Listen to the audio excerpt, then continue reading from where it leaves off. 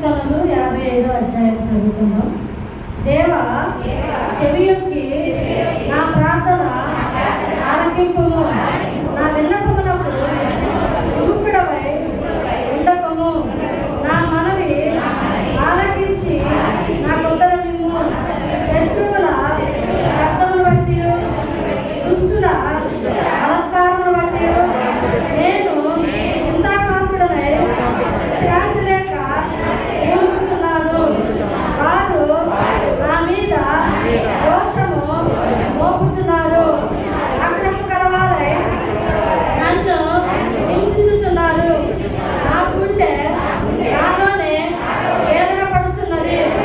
మరణ భయము నాలో పుట్టుచున్నది. దిగులును వణుకును నాకు కలుగుతున్నది. మహాభయము నన్ను ముంచివేసెను. ఆహా, గువ్వవలె నాకు రెక్కలున్న ఎడల నేను ఎగిరిపోయి నెమ్మదిగా నుండుని. త్వరపడి దూరముగా పారిపోయి ఆ రాజ్యములో నివసించి ఉండునే అనుకుంటేనే. పట్టణములో బలత్కార కలహములు జరుగుట నేను చూస్తున్నాను. ప్రభువా, అట్టి పనులు చేయవారిని నిర్మూలన చేయము. వారి నాలుకలు ఛేదించుము. రాత్రి పౌళ్ళు వారి పట్టణపు ప్రాకారముల మీద తిరుగుచున్నారు. పాపమును చెడుతనమును దానిలో జరుగుతున్నవి. దాని మధ్యన ఆశ్ర క్రియలు జరుగుతున్నవి. వంచనయు కపటమును దాని అందరి వీధులలో మానక జరుగుతున్నవి. నన్ను దూషించువాడు శత్రువు కాడు. శత్రువైన ఎడల నేను వారిని సహింపవచ్చు. నా మీద అడ్డపడువాడు నా యందు పగబట్టిన వాడు కాడు.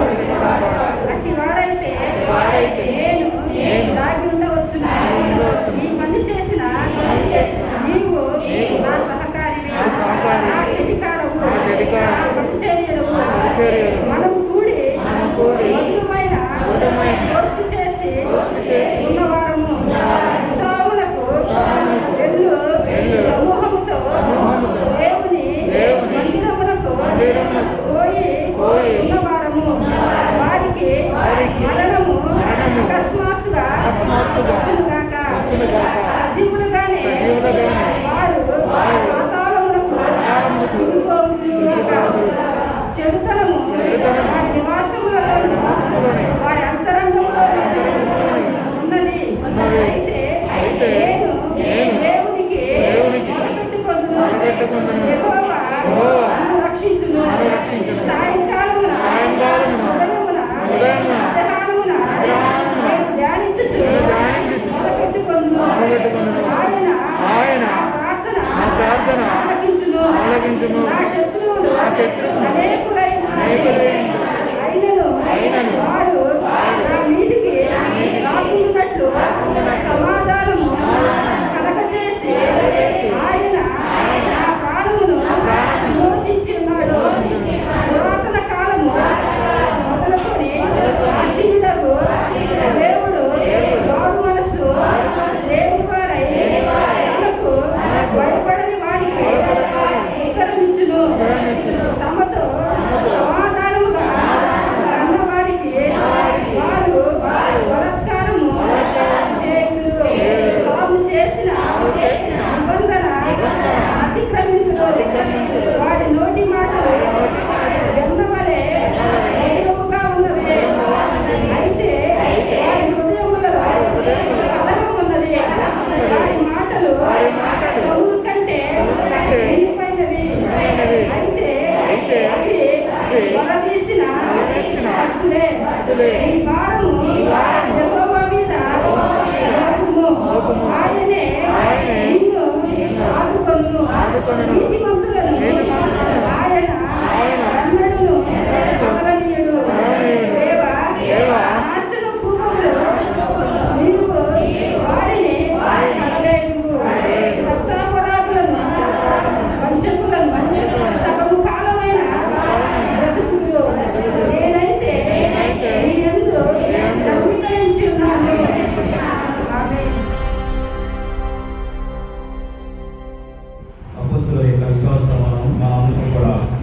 నోటితో పలుకుతూ దేవుని యొక్క సన్నిధిలో దేవుని యొక్క నామమును ఒప్పుకున్నాం.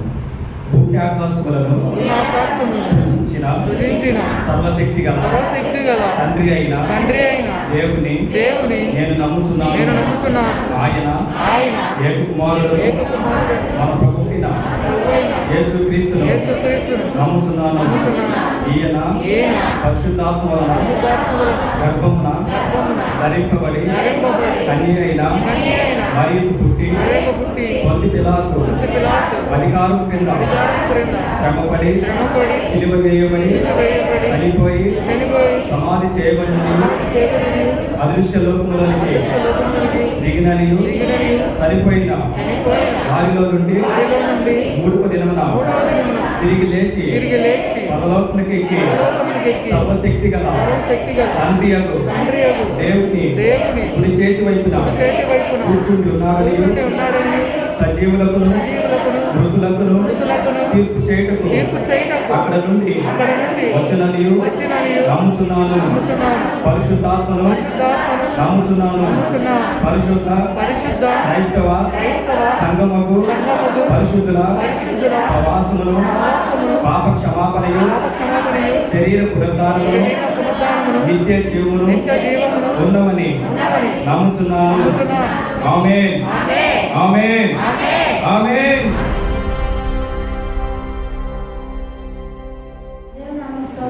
మీ అందరికీ నా వందనాలు. నా సాక్షి ఆయనతో మాట్లాడుతూ ఏంటంటే బాగాలేదంటే ఆ బాగాలేదు కళ్ళు తిరుగుతుంది నాకు అని చెప్పాను. లెగిస్తే బాగా కళ్ళు తిరిగిపోవడము నడవలేని స్థితిలో అట్లా ఉంటే గుర్తొచ్చింది. మా బంధువులు ఉన్న బాగోపోతే అక్కడ తీసుకెళ్ళాము. చక్కగా చూపించి సేవ చేసినాను. కానీ ఇంకా నేను అక్కడ తీసుకెళ్దామని అనుకుని వెంటనే అక్కడ తీసుకెళ్తే నేను ఫోన్ పెట్టే వెంటనే అమ్మ రజని దానికి సంబంధించిన డాక్టర్ ఇప్పుడే వచ్చాను. వెంటనే 10 నిమిషాల్లో రండి అంది. వెంటనే బయలుదేరి మేము వెళ్తే 10 నిమిషాల్లోనే అక్కడ బీపీ చెక్ చేయించింది, షుగర్ చెక్ చేయించింది. దానికి సంబంధించిన ప్రాబ్లంకి సంబంధించినంత నాకు ఎక్స్ప్లెయిన్ చేసింది. తనలో పట్టిక వేలు ఏదో ఉంటుంది, అది వల ఏర్పడినప్పుడు పడుతుంది. దానివల్ల ఏ ఎఫెక్ట్ ఉండదు, ఏ ప్రాబ్లం ఉండదు, ఏం పర్లేదు. బీపీ నార్మల్, షుగర్ నార్మల్గా ఉంటే బాడీలో ఏమి రోగాలు లేనట్టే అనుకోవాలి మనం. దాదాపు అక్క ఏం చెప్పిందో ప్రాబ్లం ఆడ అక్కగా కూడా అదే చెప్పి వాళ్ళ ట్యాబ్లెట్లని రాసిచ్చింది. అదే ట్యాబ్లెట్ మరి తెలిసిన ఒక పాపను బేబీ ఆ నైట్ తెప్పించి వేసారు. అయితే పవర్ ఎక్కువ కదా అని హాఫ్ ట్యాబ్లెట్ వేసారు. వీళ్ళే ఫుల్ ట్యాబ్లెట్ వేయమన్నారు. 6 రోజులు నిన్నటి వరకు 6 రోజులు అయితే వాడుతున్నారు. మరి ఆపేసేసారు. శాఖ గురించి ప్రార్థన చేయండి. నేను మరి ఇప్పుడు తగ్గినా కూడా 2 సంవత్సరాలు కూడా బయటపడవచ్చు. మరి ఎప్పుడైనా బయట పడతారంటే ఇదే ట్యాబ్లెట్ వాడుకోవాలి, దానికి సొల్యూషన్ ఏం లేదు. నాకు ఆ రోజు ఏమో తలకు వచ్చిందంటే ప్రభా ఆ బిడ్డని కనుక ఈ భూలోకంలో పుష్పాన్ని తీసుకుంటే నెక్స్ట్ క్షణం నేను ఈ భూలోకంలో ఉన్నాను. నేను ఆశించేది ఏదో మీకు తెలుసు ప్రభా. మామూలుగా నేనేం చెప్పట్లేదు, నీకే చెప్తున్నాను అని చెప్పేసి దేవుని సన్నిధిలో బాగా మొదలుపెట్టుకుని బాబుని మాత్రం తెలియజేశాను. బాబు డాడీని మాత్రం ఏదైనా బహుబలైనట్టయితే మీరు మాత్రం చూపించండి అంటే చూపిస్తాను వాళ్ళు అన్నారు. అయితే ఒక ఆలోచన ఏంటంటే నాకేదో పిలుతాను ఆ బిడ్డ బలహీనతను బట్టి నాకు కొంచెం పిలుతాను. దాన్ని బట్టి నేను బాబు దగ్గర ఏడ్ చేశాను. ప్రభా బాబు డాడీ లేదు అంటే మాత్రం నేను లేదంటే మీరు అనుకోవాలి, మీ ఇష్టం, మీ జాగ్రత్త అని చెప్పి నేను చెప్పాను. అయితే ప్రభా మా ఇద్దరికి ఆరోగ్యం ఇచ్చి మీరు నిలబెడితే మాత్రం మీ సన్నిధిలో మేము ఉంటాం అని చెప్పి నేను బాబుకి చెప్పాను. ఆ విషయంలో నేను కంగారు పడతానన్నాను. మరి సెలవు ఇవ్వలేదు. ఆ నెక్స్ట్ డే నుంచి వెళ్తున్నాడు డ్యూటీకి. ఆ అక్క మాత్రం ట్యాబ్లెట్ వేసుకుని రెస్ట్ తీసుకుంటే మంచిది అని ఉంది. ఏది ఏమైనా ఉద్యోగం తొందరగా మానిపించాలని ఆలోచన. మీరందరూ కూడా ప్రార్థన చేయండి. కాబట్టి మీరందరూ నా వరకు, నా బిడ్డ వరకు, నా బిడ్డ వరకు, నా యజమాని వరకు, నా చిన్న బిడ్డ నా దగ్గర ఉంటుంది నా బిడ్డ వరకు మీరందరూ ప్రార్థన చేయండి. దేవుని నమస్కారాలు. మీ అందరికీ నా వందనాలు. ఇచ్చిన సాక్ష్యం దేవుడు దీవించుకున్నాను. దేవుని స్తోత్రం. మీ అందరికీ నా వందనాలు. నా సాక్ష్యం అయితే మా అబ్బాయి పైన నుంచి డాబా మీద నుంచి బట్టలు ఆరేస్తుంటే మౌన్గా కాలు జారి మెట్రమెంట్ నుంచి పడిపోయింది. ఇక్కడ కూడా పొట్లు పట్టాయి. అది కాక చేయి కూడా రాడ్లు వేశారు. మరి తనకి 2 బిడ్డలు పాపం అట్లనే చేసుకుంటుంది. మరి తన గురించి ప్రార్థన చేయండి. బాగా బాధపడుతుంది దాని గురించి. హల్లెలూయా. ప్రభు అయిన యేసుక్రీస్తు నామములో అందరికీ వందనాలు తెలుస్తున్నారమ్మా. అందరూ సంతోషంగానే ఉన్నారు కదా? సంతోషంగా ఉన్న వాళ్ళందరూ దేవునికి స్తోత్రం చెప్పండి. అలాగే గత 2 యొక్క వారాల నుంచి మనము ఫాలో అవుతున్న యొక్క వాక్యాలని మళ్ళీ ఒకసారి మనం జ్ఞాపకం చేసుకొని ఈ రోజు యొక్క దేవుడు ఏర్పరిచిన యొక్క వాక్య భాగంలోనికి వెళ్లే ముందుగా మరి పోయిన వారము అంతకుముందు వారము మన మెయిన్ వాక్యం ఏదైతే మనం ఏ ఉద్దేశంతో అయితే స్టార్ట్ చేసామో దేవుని యొక్క ఆలోచన రీతి దేవుడు చెప్పిన యొక్క 2 పెరాబుల్స్ కథలు, ఆ కథల్ని మనం జ్ఞాపకం చేసుకున్నాం. మొట్టమొదటి కథ కాదు, పెరాబుల్ ఫస్ట్ ఆయన అంజూరపు చెట్టు దగ్గరికి వెళ్ళి ఆయన ఆకలి కొనినప్పుడు ఒక పట్టణం నుంచి వేరొక పట్టణం దిశలోనికి వస్తూ శ్రమలు అనుభవించే ఒక కాలం స్టార్ట్ అవునప్పుడు ముందు ఆయన ఆకలి కొని ఒక చెట్టు వైపు చూసినప్పుడు ఆ చెట్టు పచ్చగా కళకళలాడుతూ ఇదిగో నా యొక్క ఆహారం ఉన్నది అని చెప్పేసి దేవుడిని అది అట్రాక్ట్ చేసింది. దేవుడు ఆకులు కొని దాని దగ్గరికి వెళ్ళినప్పుడు దాని దగ్గర దాని ఆకులను ఎత్తి చూడగా దాని దగ్గర ఒక అంజూరపు యొక్క ఫలము కూడా లేకుండా ఉండి దేవుణ్ణి మోసం చేసింది. దేవుడు ఆ క్షణాన దానిని శపించాడు. ఎందుకు ఆ విధంగా జరిగింది అనేది మనందరం కూడా ఆ యొక్క వారంలో మనం తెలుసుకున్నాం. దేవుని దగ్గర మనము నడుస్తూ ఉన్నప్పుడు దేవుని పరిశుద్ధ మందిరంలో మనం ప్రమాణపూర్వకముగా దేవుని యొక్క పరిశుద్ధ మందిరంలో బాప్తిస్మం పొంది మనం ఆయన సన్నిధానంలో మనం నడుస్తూ ఉన్నప్పుడు దేవుణ్ణి మనము మోసం చేసే వారిగా ఉండకూడదు. First point. ఎన్నో యొక్క పాపాలని క్షమించిన యొక్క దేవుడు కేవలం ఒక చెట్టు విషయంలో అది మోసం చేసినందుకు అదేం చేశాడు, దానిని దేవుడు శపించాడు. ఎవరు కూడా దేవుని మోసం చేసే వారిగా ఉండకూడదు అని ఒక వారం తెలుసుకున్నాం. రెండవది, అన్యాయపు సిరి వలన పోయిన వారం మనం చదువుకున్న యొక్క వాక్యం, అన్యాయపు సిరి వలన వచ్చు సంపాదనను బట్టి మీరు స్నేహితులను సంపాదించుకునండి అనే యొక్క వాక్యాన్ని మనం తెలియజేసుకున్నాం.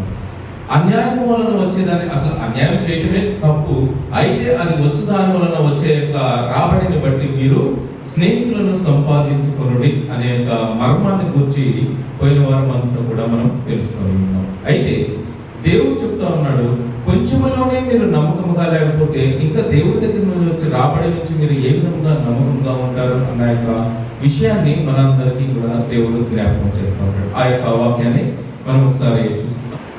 లూకాసు వార్త 16వ అధ్యాయం 8వ వచనం నుంచి నేను చదువుతాను. చూడండి, లూకాసు వార్త 16వ అధ్యాయం 8వ వచనం. పోయిన వారం మనం చదువుకున్న వాక్యాన్ని మరలా నేను మీకు ఒకసారి జ్ఞాపకం చేస్తూ ఉన్నాను. అన్యాయస్తుడైన ఆ గృహ నిర్వాహకుడు యుక్తిగా నడుచుకొనేను అని వారి యజమానుడు వారిని మెచ్చుకొనేను. వాడు మంచి పని చేశాడు అని కాదు, ఆయన యుక్తిగా నడుచుకున్నాడని, అంటే తెలివిగా ప్రవర్తించాడు అని చెప్పి మాత్రమే అక్కడ మెచ్చుకుంటున్నాడు. కాబట్టి వెలుగు సంబంధుల కంటే ఈ లోక సంబంధులు తమ తరమును బట్టి చూడగా యుక్తి పరులై ఉన్నారు. ఈ పాయింట్ కూడా దేవుడు రేట్ చేశాడు. అంటే ఈ తరములో వెలుగు సంబంధుల కంటే అన్యాయస్తులే తెలివిగా నడుచుకోవడం ప్రారంభిస్తూ ఉన్నారంట. వెలుగు సంబంధులు ఎందుకని దేవుని సన్నిధానంలో వాళ్ళు దేవుని మెప్పించే వారిగా లేరు అంటే, మనం ఏం చేస్తా ఉన్నామంటే అంజూరపు చెట్టు ఏ క్రియలైతే చేసిందో సేమ్ టు సేమ్ మనందరం కూడా చేస్తున్న యొక్క పనులు అలాంటివి. అర్థమవుతుందమ్మా అందరికి? దేవుడు ఆ న్యాయపు సిరి వలన వచ్చు యొక్క రాబడిని బట్టి మీరు స్నేహితులను సంపాదించుకునడి. ఈ తరమును బట్టి నేను చూడగా ఏమంటాడు, వెలుగు సంబంధుల కంటే ఈ లోక సంబంధులు యుక్తి పరులై ఉంటున్నారు. ఎందుకని ఆ అన్యాయములను వచ్చిన దాంట్లో వాళ్ళు స్నేహితుల్ని ఏర్పరచుకుంటూ ఉన్నారు. అయితే వెలుగు సంబంధుల మటుకు చాలా వెనకబడిపోయి అసలు వాళ్ళని కంపేర్ చేసే యొక్క స్థితిలో కూడా లేకుండా వారు వెలుగు సంబంధాలు ఈ లోక సంబంధాల కంటే యుక్తి పరులై ఉన్నారు. ఈ యొక్క వెలుగు సంబంధాల కంటే అన్యాయస్తులే కరెక్ట్ గా ఉన్నారు. వెలుగు సంబంధాలు ఏం చేస్తా ఉన్నారు, ఇదిగో మేము పంచుతా ఉన్నాం, ఇదిగో మేము చర్చికి వెళ్తున్నాం, ఇదిగో మేము అది చేస్తున్నాం, ఇదిగో మేము అది చేస్తున్నాం, ఇదిగో అన్ని విషయాలలో మేము దేవుడి దగ్గర ఈ విధంగా ఉంటున్నామని చెప్పి దేవుని దగ్గర ప్రమాణము చేసి ఏం చేస్తున్నారంటే నిజ జీవితము వచ్చేసరికి దాని ప్రకారంగా ఎవ్వరు కూడా నడవలేకపోతా ఉన్నారు. అందుకని దేవుడు కూడా కంపేర్ చేస్తూ ఉంటాడు.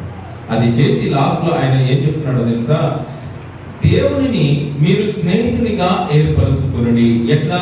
దేవుడు అనేకమైనవి మనకు ఉచితంగా ఇస్తా ఉన్నాడు. మనం ధరపెట్టి కొంట కాదు, ధరపెట్టి కొనినప్పుడు కాదు, అనేకమైనవి ఉచితంగా ఇస్తా ఉన్నాడు. ప్రేమ, జాలి, దయ, కరుణ, సాత్వికము, మంచితనము, ఆశా నిగ్రహము, అనేకమైనవి అన్ని కూడా దేవుడు ఉచితంగా మనకు అందిస్తూ ఉన్నాడు. కోపం ఎవరైనా ఇస్తారా మనకి? కోపం ఎవరైనా ఇస్తారా? అదేం చేస్తాం? మనం తెచ్చుకుంటాం. ఎక్కడి నుంచి తెస్తాం? మనలో నుంచే తెస్తాం. అది ఎవరో ఇవ్వరు, మనకై మనం ప్రొడ్యూస్ చేస్తాం. ప్రేమని, దయని, సాత్వికాన్ని, మంచితనాన్ని, ఆశా నిగ్రహాన్ని, సహనాన్ని, నిరీక్షణను, విశ్వాసమును, ఇవన్నీ ఎవరైనా ఇవ్వాలి మనకి? ఎక్కడి నుంచి తెచ్చుకోవాలి? మనం లోపల నుంచి మనకై మనమే డెవలప్ చేస్తాం.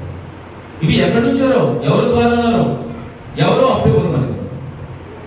దాని వలన మీరు స్నేహితులను సంపాదించుకొనుడి. హల్లెలూయా. ఇవన్నీ ఎక్కడి నుంచో రావు, మనలోంచి మనమే ఏర్పరచుకుంటాం. పక్కవాడు మనకి శత్రువు ఏ విధంగా అవుతాడు? పక్కింటివాడు మనకి శత్రువు ఎట్లా అవుతాడు? మనం ఏదో ఇంటర్నల్ గా లోపల వాని మీద కొన్ని డెవలప్ చేసుకుంటాం, వాని మీద కొన్ని ఆలోచనలు వస్తాయి మనకి. పక్కింటి వాడు వచ్చి నేను ఎట్లా అందమ్మా, అదందమ్మా, ఇదందమ్మా అని లెటర్ ఏం చేస్తాయి? మన యొక్క హృదయంలో చొచ్చుకుపోతుంది, మన మైండ్ లో ఫిక్స్ అయిపోతుంది. వెంటనే వాళ్ళ మీద మనకి ఏమొస్తుంది? కోపము, ఉగ్రోషము, వాళ్ళని ఏదైనా చేసేయాలి అని ఏదో ఒక చెడ్డ తలంపులు, ఆలోచనలు వస్తాయి.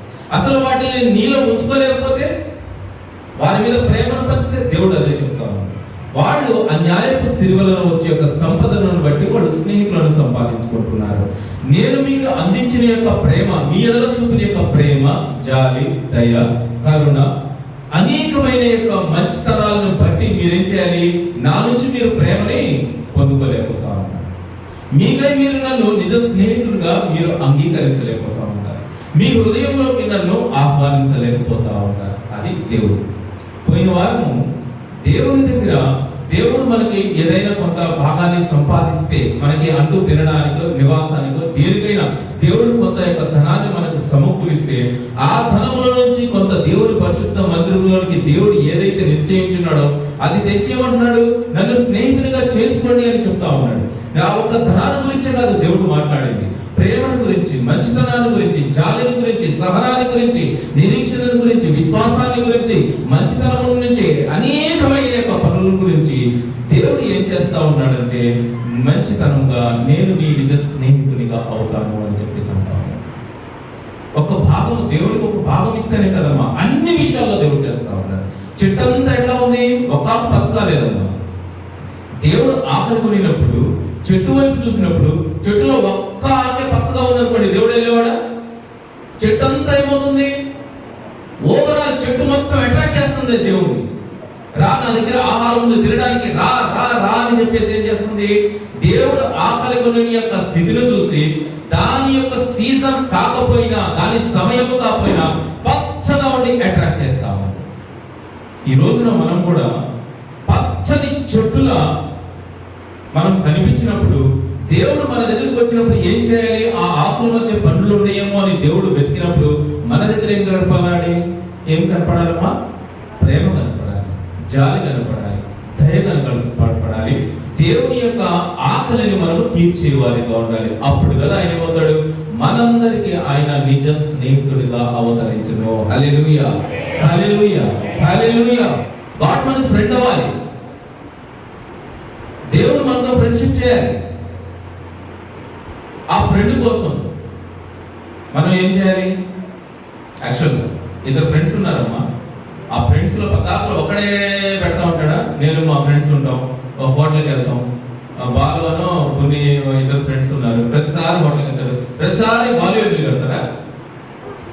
ఒకసారి నువ్వు కట్టరా, ఒకసారి నేను కట్టాను, ఒకసారి నువ్వు కడితే ఇంకొకసారి నువ్వు కట్టాను. ఒకసారి బాలు దగ్గర ఎక్కువ ఉంటే 2 సార్లు కడతారు. ఒకసారి పుణ్య దగ్గర ఎక్కువ ఉంటే ఇంకొకసారి పెడతారు. ప్రతిసారి ఒకడే పెట్టడు కదా. పెడితే బన్నీయో ఎవడో కూడా ఒకరిని కట్ చేయడం రాదు. అంతే కదమ్మా. మన రియల్ ఫ్రెండ్షిప్ లో ఏం చేస్తాం? మనం పద్దాకు ఇంటి పక్కన అరకిలో పొందారు, అరకిలో పొందారంటే రోజు ఇస్తామా? ఎప్పుడు తగ్గినప్పుడు ఇస్తాం. ప్రతి నెల ఇస్తామా? ఇవ్వగా మనం ఒకసారి ఇస్తే వారి దగ్గర నుంచి ఏదైనా ఇస్తాం. అలాగే దేవుడితో కూడా మన స్నేహితుడైనప్పుడు మన ప్రార్థనలు ఆయన ఆలకిస్తున్నాడు కదా. మరి ఆయన చేసే యొక్క పనులను కూడా మనం అంగీకరించి దాని ప్రకారంగా నడుచుకోవాలి కదా. మనము ఇంట్లో చేబదులుగా పక్క ఇంట్లోనో ఇంకొక ఇంట్లోనో ఎవరి దగ్గర ఏదో తీసుకొని వస్తూ ఉంటాం. మన అవసరం ఉంటుంది. ఒక్కొక్కసారి సడన్ గా మనకి ఇంపార్టెంట్ కొంచెం ఎమర్జెన్సీ వచ్చేసి ఏం చేస్తాం, పక్కింటి వాళ్ళ దగ్గర డబ్బులు తీసుకోవడము, ఇంకోటి తీసుకోవడమో చేస్తాం. తర్వాత మన దగ్గర ఉన్నప్పుడు ఏం చేస్తాం, మళ్ళీ వాళ్ళకి సహాయం వచ్చినప్పుడు మనం హెల్ప్ చేస్తూ ఉంటాం. ప్యారలల్గా ఏదో ఒకటి సహాయం చేయడానికి ట్రై చేస్తూ ఉంటాం. ప్రతి నెల మనమే లాగేస్తా ఉంటే 3 సార్లు ఇస్తుందా ఆవిడ, 4 సార్లు ఇస్తుందా, 5 సార్లు ఇస్తుందా? అసలు ఇంటికి మొత్తం గోడ కట్టి పడేసింది ఈ మొబైల్ నెంబర్. అదేవిధంగా దేవుని దగ్గర మనం ఎన్నిసార్లు ప్రార్థన చేస్తూ దేవుని యొక్క సన్నిధానంలో పరలోక రాజ్యంలో ఆయన పాదముల చెంత రిక్వెస్ట్లు పెట్టామో, దేవుడు కూడా మన నుంచి ఆశించే యొక్క కొన్ని యొక్క గుణగణాలని దేవుడు పరీక్షిస్తూ ఉంటాడు. ఎక్కడ పరీక్షిస్తుంటాడంటే దేవుని యొక్క పరిశుద్ధ మందిరములో ఖచ్చితంగా నీ గుణగణాలని ఆయన పరిశీలించేవాడిగా ఉన్నారు. నమ్మిన వాళ్ళందరూ దేవునికి స్తోత్రం. ఇక్కడ ఒక్కసారి అంటూ దేవుని పట్ల మనం నిజ స్నేహితులుగా ఏర్పరచుకుంటే దేవుని యొక్క క్రియలు ఏ విధంగా ఉంటే ఆయన మనల్ని ఏం చేస్తాడు, అసలు స్నేహితుడుగా ఉంటే ఏం చేస్తాడు? నిజ స్నేహితుడు తన స్నేహితుని యొక్క చేసిన యొక్క తప్పిదములను ఏం చేస్తాడమ్మా? First poster వేస్తాడా? ఏముంది దేవుని యొక్క వాక్యం? నిజ స్నేహితుడు తన స్నేహితుడు చేసిన యొక్క తప్పిదములను దాచిపెట్టును. హల్లెలూయా! ఏమో మీరు ఎవరు దాచిపెట్టరా? దాచిపెట్టడం ఎవరు? మనకు తెలిసిన సీక్రెట్ ఎక్కడ ఏం చెప్పేస్తామా? నిజ స్నేహితుడు మీరందరూ చేసేది చెప్పేదట్లే ఉన్నారమ్మా. ఒక్కళ్ళు కూడా ధైర్యంగా చెప్పట్లేదమ్మా. మీ స్నేహితులు చేసిన యొక్క తప్పిదాలని మీరు ఎవరు దాచిపెట్టలేదు. ఎప్పుడు తప్పు చేసిందా దొరికిందా టకటక ఫోన్లు. అసలు ఈ వార్త ఏడు నుంచి ఆడకి వెళ్ళే లోపల మొత్తం తెలుసుకో. అవునా? అది దేవునికి అస్సలు ఇష్టమైంది. నిజ స్నేహితుడు తన స్నేహితుడు చేసిన యొక్క తప్పిదాలు ఏం చేస్తాడంట? దాచిపెడతాడు. ఇంకొకడు ఉన్నాడంట, వాడేం చేస్తాడంట? మాటికి వాడు చేసిన దాన్ని రిపీటెడ్ గా ఎత్తుతాడంట. ఎన్ని సామెతల గ్రంథంలో స్నేహితుడు ఏం చేస్తాడంట? మీకు స్నేహితుడు అంటే కాదు కానీ మీ పిల్లల గురించి మాట్లాడితే బాగా అర్థం. ఏదైనా పనికి మనం పని చేసాడు అనుకోండి, మీ పిల్లల్ని ఏం చేస్తారమ్మా? అసలు ఊరు కొట్టుబడేసి పక్కన పడేసి దాచడానికి ట్రై చేస్తారు. నా పిల్లడు ఎట్టి చేశాడు ఫోన్లు చేసేవారు చెప్తారమ్మా? చెప్తారా? మీ పిల్లల గురించి మీ పిల్లలు చెడ్డ పని వాడు చేసినప్పుడు చెప్తారమ్మా? ఏం చేస్తారు?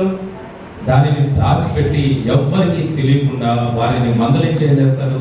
ఇంకొకసారి అలాంటి రూట్లో వెళ్ళకుండా ఏం చేస్తాము? బుద్ధి చెప్తాం. అయితే ఇంకొకడు ఉన్నాడంట,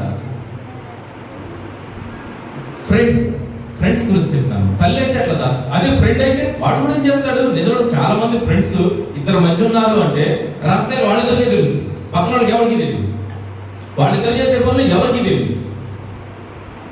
ఉన్నారు కదా అట్లాంటి ఫ్రెండ్స్ చాలా మంది ఉంటారు.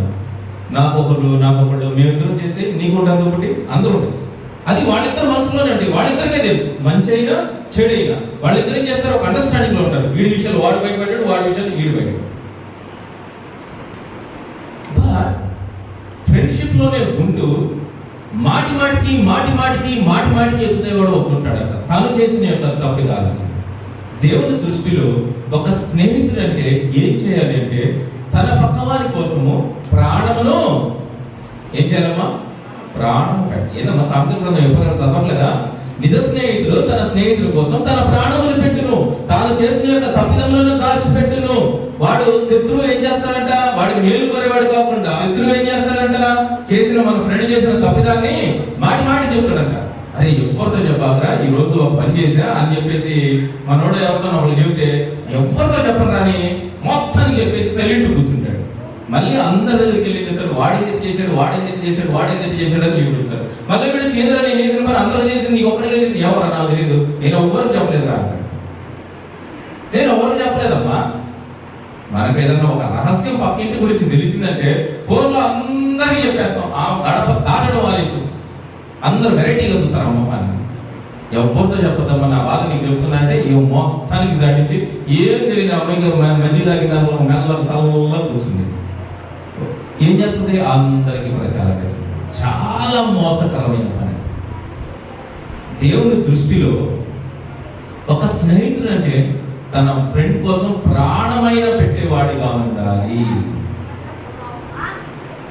అలా దేవుని దగ్గర మనల్ని ఫ్రెండ్ గా చేసుకోమని చెప్తున్నాడు.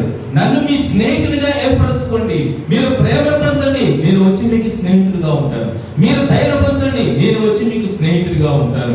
మీరు దేవుని సన్నిధానంలో నమ్మకంగా ఉండి, నేను వచ్చి మీ స్నేహితుడిగా ఉంటాను. మీరు విశ్వాసం కలిగి ఉండి, నేను వచ్చి మీ స్నేహితుడిగా ఉంటాను. మీరు అందరూ కూడా దేవుని సన్నిధానంలో పరిశుద్ధ మందిరంలో ఒక రూల్స్ అండ్ రెగ్యులేషన్స్ ఫాలో అవుతూ దేవుని యొక్క పరిశుద్ధ బైబిల్ గ్రంథం ఏదైతే మీకు బోధిస్తుందో దాని ప్రకారంగా మీరు నడవండి. నేను వచ్చి నీ ఇంట నేను నిజ స్నేహితుడిగా ఉంటాను. నిజ స్నేహితుడు తన యొక్క స్నేహితుడు చేసిన యొక్క తప్పిదములను దాచిపెట్టి ఏం చేస్తా ఉన్నాడు? నీవు చేసిన యొక్క తప్పిదములన్నిటినీ దాచిపెట్టి మనందరి కొరకు ఆయన కలువరి సిలువలో తన ప్రాణమును అప్పగించారు. హల్లెలూయా, హల్లెలూయా, హల్లెలూయా. దేవుడు చేసిన పని అదనమాట. నిన్ను నన్ను మనలందరినీ స్నేహితులుగా ఏర్పరచుకున్నాడు. మనం చేసిన యొక్క తప్పిదాన్ని అన్నిటినీ దాచిపెడతా ఉన్నాడు. వ్యభిచారము చేసిన యొక్క స్త్రీ జనులకు పట్టుబడినప్పుడు అందరూ కూడా రాళ్ళు తీసుకొని పబ్లిక్ లోని నిలబెట్టి రాళ్ళతోటి కొట్టి చంపాలి, కొట్టి చంపాలి, కొట్టి చంపాలని ఆవిడ చేసిన తప్పిదాలు అన్నిటిని కూడా వాళ్ళెత్తున్నారు. అయితే ప్రభువైన యేసుక్రీస్తు ఆ టైంలో ఆ సమయానికి అక్కడికి వచ్చేసి ఆవిడ చేసిన యొక్క తప్పిదాన్ని ఏం చేస్తున్నాడమ్మా? దాచిపెడతా ఉన్నాడు. ఆవిడ ప్రాణాన్ని కాపాడుతా ఉన్నాడు. మీలో ఎవరైనా తప్పు చేయలేదు అని ఉంటే ముందుగా మీద రాయండి. ఎంత పర్ఫెక్ట్ టైమింగ్ దేవుని యొక్క క్రియలు ఉంటాయో చూడండి. వ్యభిచారం చేసిన యొక్క స్త్రీని కూడా ఆయన ఏం చేస్తున్నాడు? ఆవిడ చేసిన యొక్క తప్పిదాన్ని దాచిపెడతా ఉన్నాడు. సమరయ స్త్రీ యొక్క చేసిన యొక్క పనిని నీకు ఒకరు కాదమ్మా, ఇద్దరు కాదమ్మా, నీకు 5 పెనిమిటిలు ఉన్నారు. ఆయన బహిరంగం చేయాల. ఆవిడ చేసిన యొక్క తప్పిదాన్ని ఏం చేస్తా ఉన్నాడు? తల్లి ఏ విధంగా తన కొడుకి కుమారుడికి కుమార్తెకి ఏ విధంగా తను చేసిన యొక్క తప్పిదాలను తెలియజేసి బుద్ధి చెప్తుందో ఆ విధంగా సమరయ స్త్రీ దగ్గర ఆవిడని అల్లరి చేయక. దేవుడు అలా చేసేవాడు కాదమ్మా. నీ పరువును పోగొట్టేవాడు కాదమ్మా. నీ స్థితి యొక్క గేలి చేసేవాడు కాదమ్మా. నీ తప్పిదమును దాచిపెట్టి నీవు ఎలా నడవాలో ఆయన మనందరికీ తెలియజేసేవాడు.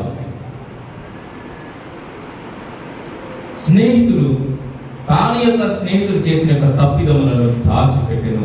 మనందరి యొక్క స్నేహము ఆయన కోరుకుంటూ మన దగ్గరకు వస్తా ఉన్నాడు. మన తప్పుదాలు మనం చేసిన యొక్క తప్పులు అన్నిటినీ దాచిపెడతా ఉన్నాడు. అవి ఎందుకు చేయకూడదు, వాటి నుంచి మనం ఏ విధంగా విముక్తి పొందాలో దానికి ఒక మంచి యొక్క ఆలోచనలు మనకు తెలియజేసేవాడు. వ్యభిచారముతో పట్టుబడ్డ యొక్క స్త్రీని ఏం చేస్తా ఉన్నాడు? అంతమంది జనులు కూడి వచ్చినప్పుడు రాళ్ళు వేసి ఆవిడని చంపాలని వాళ్ళ మీదకి దూకినప్పుడు అంతటి వ్యభిచారం చేసిన స్త్రీని ఆయన క్షమిస్తూ మీలో ఎవరైనా తప్పు చెయ్యలేదు అని ఉంటే ఆ స్త్రీ మీద మొట్టమొదటిగా రాయి విసరండి అని ఆయన ఏం చేస్తున్నాడు తెలుసా? దేవుడు ఎంత ప్రేమను పంచుతున్నాడు అంటే, అమ్మా ఎవరు నీ మీద రాయి విసరలేదా అంటే విసరలేదు, ఇంకెన్నడూ కూడా నువ్వు తప్పు చేయకు అని చెప్పేసి ఆవిడని క్షమించాడు. హల్లెలూయా, హల్లెలూయా, హల్లెలూయా. అదే మా దేవుని యొక్క ప్రేమ అంటే. స్నేహితుడు ఏం చేస్తాడు? తన స్నేహితుడు చేసిన యొక్క తప్పుదాన్ని ఏం చేస్తాడు? దాచిపెట్టాడు. అక్కడ క్షమించగలిగాడు. ఇంకెన్నడూ చేయదు అని చెప్పేసి మంచి యొక్క ప్రేమను పంచి దయగల హృదయంతో ఆవిడని వదిలేశాడు. హల్లెలూయా. సమరయ స్త్రీని కూడా అంతే అన్నాడు. అయినా నాకు ఒకరే భార్య లేదమ్మా, నీకు 5 పెనిమిటిలు ఉన్నారు. నువ్వు నిజమే చెప్పితివి నాయన. దేవుడు అల్లరి చేయలేదమ్మా. సమాజంలో పెట్టేసి నీకు 5 భార్యలు ఉన్నాయి, నేను చూసా, నేను ఏదైనా చేస్తా, రాళ్ళను కొట్టి చంపేస్తా అని దేవుడు చెప్పాడు. ఆవిడ చేసిన తప్పుని ఆవిడకు తెలియజేశాడు. అల్లరి చేయలే. తల్లి తన బిడ్డను ఏ విధముగా తన ఒళ్ళో కూర్చోబెట్టుకొని మన పిల్లలు తప్పు చేసినప్పుడు మనం అల్లరిగిల్లర చేయకుండా ఎంతో జాగ్రత్తగా ఎవరికన్నా వినపడిద్దామో ఎవడన్నా ఇంటాడేమో అని చెప్పేసి ఎంతో జాగ్రత్త. స్త్రీ మనసు కూడా, ఆడవాళ్ళ భార్య మనసు కూడా ఎంతగా కరిగిపోతుందో చూడండి. ఒక్కరోజు కనుక ఒక చెడ్డ పని చేయకుండా వస్తే ఒక స్వర్గంగా అనిపిస్తుంది తన హృదయానికి. నిజంగా దేవుడు నా ప్రార్థన ఆలకించినట్టున్నాడు, నిజంగా మా ఆయన మారినట్టున్నాడు, నిజంగా నా కుటుంబం ఇంకా అభివృద్ధి చేయండి. మన దేవుడు అల్లరి చేసేవాడు కాదమ్మా, మన పుట్టిని బయట పెట్టేవాడు కాదమ్మా, నీ అవమానాన్ని అందరం ఎక్కించి అందరికి ప్రచురించేవాడు కాదమ్మా. నీ యొక్క మనస్సుని నిజ స్నేహితుడిగా గుర్తెరిగిన దేవుడు. తండ్రి అని చెప్పేసి నీవు యేసయ్య పాదముల చెంత, కుమారుడా నాయనా యేసయ్య నా యొక్క ప్రార్థనని ఆలకించు తండ్రి అని నీ మనసులో ఉన్న వేదనను అంతా కూడా ఎప్పుడైతే దేవుని యొక్క పాదముల చెంత పెట్టి ప్రార్థిస్తావో ఆయన గుట్టుగా ఆలకించి నిన్ను అల్లరి చేయక నిన్ను లేవనెత్తే దేవుడై ఉన్నాడు. హల్లెలూయా, హల్లెలూయా, హల్లెలూయా. అలా చేయాలి అంటే ఆయన నీ స్నేహితుడై ఉండాలి, ఆయన నీ స్నేహితుడై ఉండాలి. పచ్చని యొక్క అంజూరపు ఆకుల వలె నువ్వు ఆయన ఆకర్షించడానిగా ఉండకూడదు. ఆకర్షించిన నీ వెనక ఏముండాలి?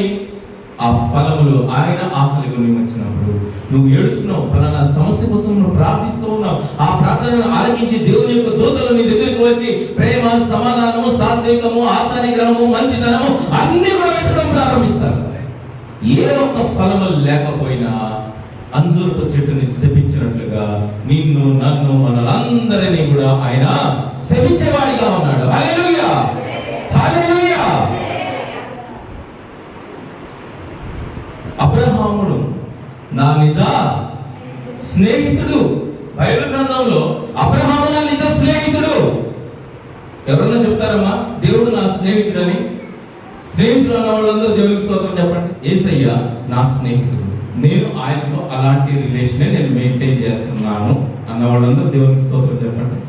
స్నేహితుడు అంటే మనకు వచ్చిన ప్రతి సమస్యను బట్టి ఇరుగు పొరుగు అందరినీ మర్చిపోయి ప్రతి మాట దేవునితో మాట్లాడటం, ప్రతి సమస్యని దేవునితో చెప్పుకోవడం, ప్రతి ఒక్క ఆలోచనని దేవుని దగ్గర నుంచి చెప్పడం. నీ స్నేహితుడికి ఏది ఇష్టమో అది నువ్వు చేసేదానిగా. ఇప్పుడు చెప్పండి, దేవునితో స్నేహం చేస్తున్న వాళ్ళందరూ దేవునికి స్తోత్రం చెప్పండి. ఇంకా పెద్ద విషయం ఏమి లేదు. స్నేహితులకి ఏం చేసుకుంటామమ్మా? ఫ్రెండ్స్ అమ్మా, ఫ్రెండ్స్. స్నేహితులు అంటే ఫ్రెండ్స్. ఫ్రెండ్స్తో ఏం చేస్తాం? మనకు మనసు బాధ కలిగినప్పుడు ఏం చేస్తాం? ఫ్రెండ్తో ఒక్కడు ఉంటే చాలు పంచుకోవడానికి. అసలు జనరల్గా భార్య భర్తకు మించిన ఫ్రెండ్స్ ఎక్కడ ఉన్నారు? జనరల్గా నా ఉద్దేశం, భార్య భర్తకు మించిన ఫ్రెండ్స్ ఎక్కడ ఉన్నారు? ఎందుకని? కూర్చొని డిస్కస్ చేస్తారు. ఆ రోజు పొద్దున్న నుంచి సాయంత్రం వరకు జరిగిన ముచ్చట్లన్నీ కూడా బయటకు వెళ్ళి వచ్చిన ఆయన భర్త చెప్తాడు, భార్య కూడా ఇంట్లో జరిగిన విషయాలన్నీ చెప్తారు. పిల్లల్ని ఏ విధంగా మనం పెంచుకోవాలి, పిల్లల్ని ఏ విధంగా చేయాలి, ఎవరికి ఎట్లా చేయాలి, ఏం చేయాలని చక్కగా మాట్లాడుకుంటారు మనసు. ద రియల్ ఫ్రెండ్షిప్, భార్య భర్త. అసలు దానికన్నా మంచి స్నేహం అనేది ఈ లోకంలో ఎక్కడా లేదు. మన ఫ్రెండ్స్ తోటి వాళ్ళు జనరల్గా మనకి school mates, classmates, college mates, పక్కింటి వాళ్ళే, వీళ్ళందరూ కూడా మనం పుట్టును రట్టు చేస్తారేమో కానీ భార్య భర్త కన్నా నిజమైన స్నేహితులు ఈ లోకంలో ఎక్కడా లేదు. దేవుడే అది స్టార్టింగ్లో నిర్మించాడు. నిజంగా అలాంటి యొక్క స్నేహ భావంతో మీరు, మీ భార్య, మీ భర్త ఇద్దరు కనుక అలా విషయాల్లో ఉంటే దేవునికి స్తోత్రం. హల్లెలూయా. అంతకు మించిన యొక్క ధన్యత ఈ లోకంలో నీకు కోట్లు సంపాదించిన వేల కోట్లున్నా అనవసరం. భార్య భర్త సమాధానంగా లేదు. నిజ స్నేహితుడు ఏం చేస్తాడు? తాను చేసిన యొక్క తప్పిదములను దాచిపెట్టి,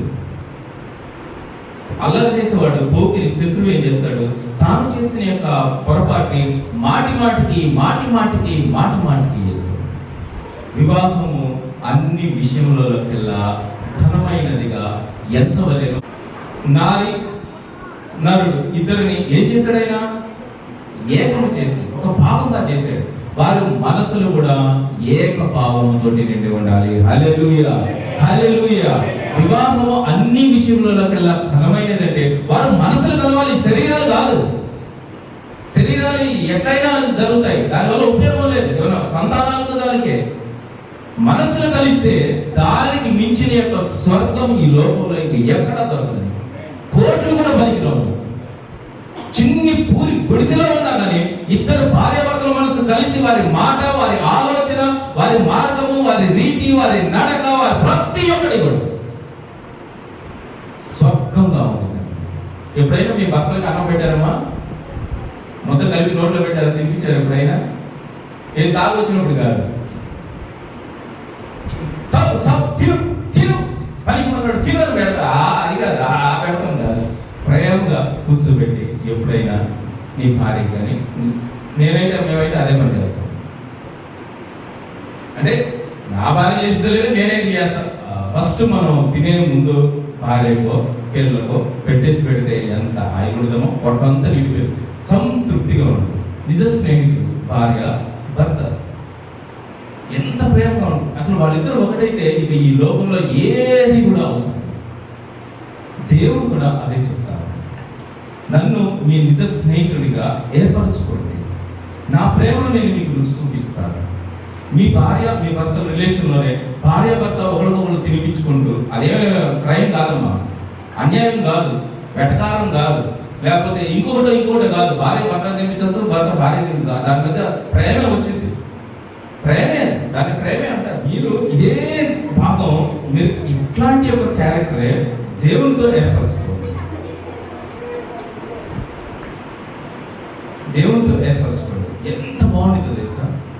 ఆయన నా నిజ స్నేహితుడు. ఎందుకంటే మనకి దేవునితో రిలేషన్ అర్థమైపోతుంది. మనకి దేవునితో ఎట్లా ఉన్నాం అని చెప్పేసి మనకు అర్థమైపోతా ఉండేది. ప్రతిసారి మనం ప్రార్థిస్తున్నప్పుడు మనకి సమాధానం వస్తున్నప్పుడు అర్థమైపోతా ఉండేది. మన మనసు ఆయన మనసు ఏకమైనప్పుడు ఆయన మన స్నేహితులని మనకు అర్థమైపోతా ఉండేది. ఇప్పుడు చెప్పిన మాట ఎంత చక్కగా, బహు చక్కగా ఉందో. భార్య భర్త కుటుంబంలో తాటి మీద ఉండే పిల్లలు అందరూ కూడా ఒక చోట ఉంటే ఎంత, అది మీరు ఎంతగా కోరుకుంటున్నారో దేవునితో కూడా ఉంటే అట్లా అవుతుందమ్మా. అదే చెప్తా ఉన్నాడు ప్రభు అయిన యేసుక్రీస్తు. అదే చెప్తున్నాడు, నేను మీ స్నేహితులను. అట్లా అబ్రహాము చెప్తా ఉంటాడు. ఒకసారి చూద్దాం, చూడండి. యెషయా గ్రంథము 41వ అధ్యాయము 8వ వచనాన్ని నేను చదువుతాను, చూడండి.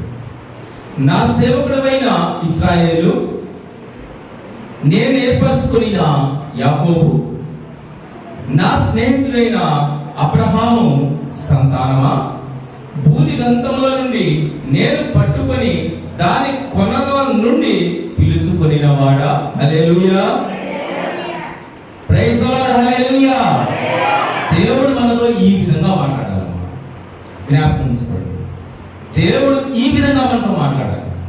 నా కుమారుడా, నేను ఏర్పరచుకున్న నా కుమారుడా, నా కుమారి, నేను ఎంతో ప్రేమగా పేరు పెట్టి పిలుచుకునే నా దాసుడా.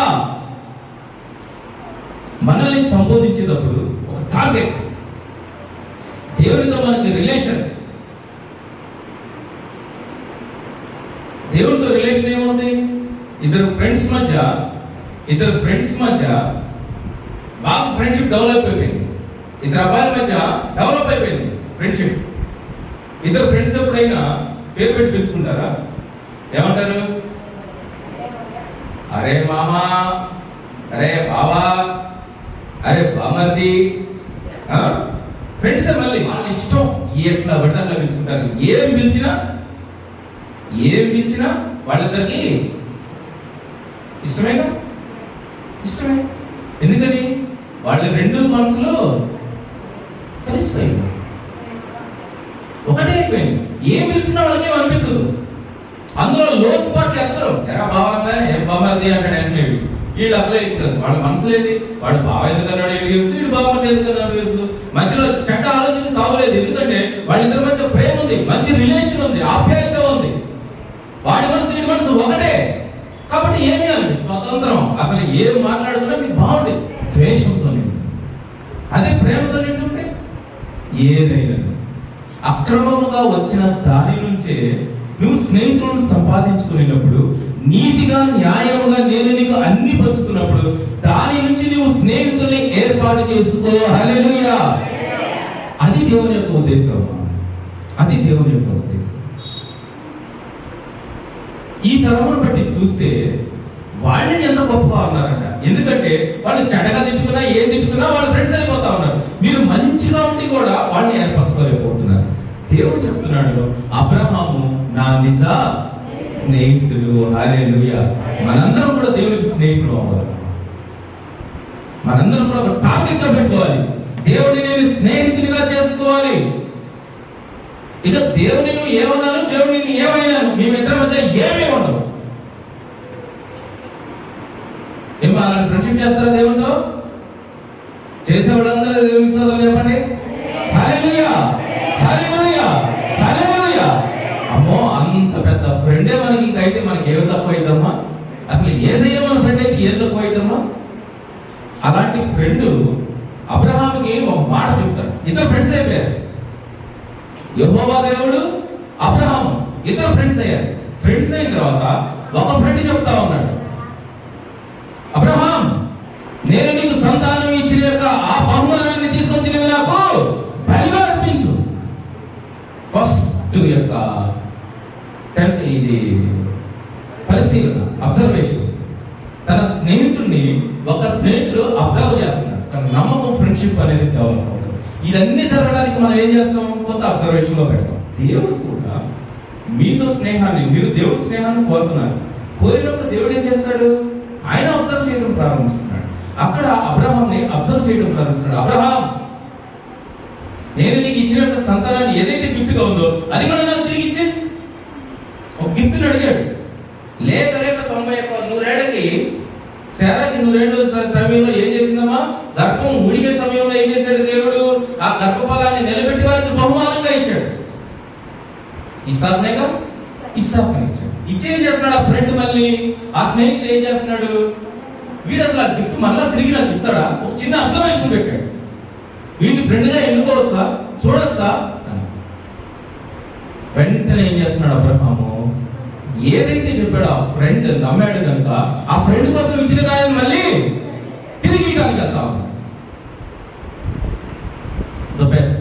ఫస్ట్ టెస్ట్ లో అబ్రహాము సూపర్ గా పాస్. రెండోసారి టెస్ట్ చేస్తున్నాడు. చూద్దాం, చూడండి. ఆదికాండము 12వ అధ్యాయము 1వ వచనం నుంచి చేస్తున్నాడు. రెండో టెస్ట్ ఏం చేస్తున్నాడో చూడండి. యెహోవా అంటున్నాడు ఎవరితో? తన స్నేహితుడితో, నీవు లేచి నీ దేశం నుండి, నీ బంధువుల యొద్ద నుండి, నీ తండ్రి ఇంటి నుండి బయలుదేరి నేను నీకు చూపించు దేశమునకు వెళ్ళుము. నిన్ను గొప్ప జనముగా చేసి నిన్ను ఆశీర్వదించి నీ నామమును గొప్ప చేయుదును. నీవు ఆశీర్వాదముగా నుండువు. నిన్ను ఆశీర్వదించిన వారిని ఆశీర్వదించేదను, నిన్ను దూషించు వారిని శపించేదను. భూమి యొక్క సమస్త వంశములు నీ యందు ఆశీర్వదింపబడినని అబ్రహాముతో అనగా యెహోవా అతనితో చెప్పిన ప్రకారం అబ్రహాము వెళ్ళెను. హల్లెలూయా, హల్లెలూయా, హల్లెలూయా. రెండో టెస్ట్ చూడడం ఎట్లా ఉంటుంది? నీకున్న ఆస్తిని, నీ సొంత ప్లేస్ ని, నీ వాళ్ళందరినీ వదిలేసేసి అసలు నువ్వు ఫస్ట్ ఆఫ్ ఆల్ వచ్చేసాయి. ఒక స్నేహితుడిని ఎంత గుడ్డిగా నమ్మేస్తున్నాడో చూడండి అబ్రహాం. ఎవరు ఇక్కడ స్నేహితుడు? యెహోవా దేవుడు. యెహోవా దేవుడిని ఆయన ఏం చేస్తున్నాడు? నమ్మేస్తున్నాడు గుడ్డిగా. నీ పిల్లని బలిగా అర్పిమంటే అర్పించడానికి రెడీ అయిపోయాడు. నీ యొక్క ఆస్తిని అంతా వదిలేసి నువ్వు నాతో పాటు వచ్చేసాయి. నీకు అదిగో ఆకాశం యొక్క విస్తారంగా నీ యొక్క జనాలని, నీ సంతానాన్ని నేను విస్తరిస్తానంటే ఏం చేస్తున్నాడు? అక్కడ వదిలేసి వచ్చేస్తున్నాడు ఆయన. అబ్రహాము నా నిజ స్నేహితుడు. హల్లెలూయా, హల్లెలూయా, హల్లెలూయా. నిజ స్నేహితుడు అవ్వాలంటే ఇన్ని పనులు చేయాలమ్మా. నిజ స్నేహితుడు అంటే ఏం చేయాలి? మనము పోయిన వారం చెప్పుకున్న వాక్యం, కొత్త దేవునికి ఇచ్చి మనల్ని ఏం చేయాలి? ఆయన స్నేహితుని చేసుకోవాలి. ఆయనను సంపాదించుకోవాలంటే కొన్ని మనం త్యాగం చేయాలి. త్యాగం ఖచ్చితంగా చేయాల్సిందే. నీ త్యాగం వల్ల ఆయన ఒరిగేది ఏమీ లేదు, ఆ స్నేహితుడికి ఒరిగేది ఏమీ లేదు. బట్ నువ్వు చేయగలవా లేదా అని ఆయన ఖచ్చితంగా గమనించేవాడుగా ఉన్నాడు. ఎందుకని? ఈ స్నేహితులిద్దరు ఎక్కడ కలుసుకునేది?